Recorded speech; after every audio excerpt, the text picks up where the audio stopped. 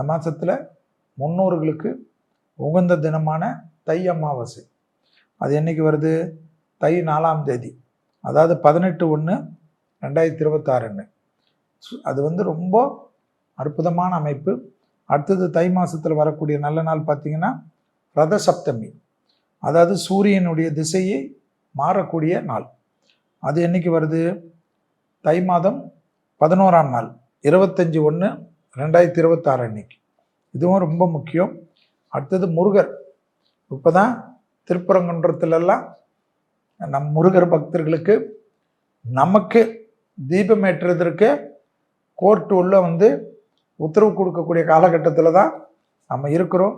அரசியல் பேசலை, ஒரு ஆன்மீக நேசிக்கக்கூடியவனை தான் பேசலை. இது எந்த உலகத்திலாவது நியாயமா, ஒரு தர்மமா? இந்தியாவில் அதுவும் முதல் படை கடவுளுக்கு முருகருக்கு, அதாவது முருகருக்கு நம்ம அறுபடை வீடுகளில் முருகனுக்கு போயிட்டு திருப்பரங்குன்றத்தில் ஒரே ஒரு விளக்கு அன்றைக்கி யாரோ 2 பேர் ஏற்றிருந்தாங்கன்னா இவ்வளோ பிரச்சனை கிடையாது.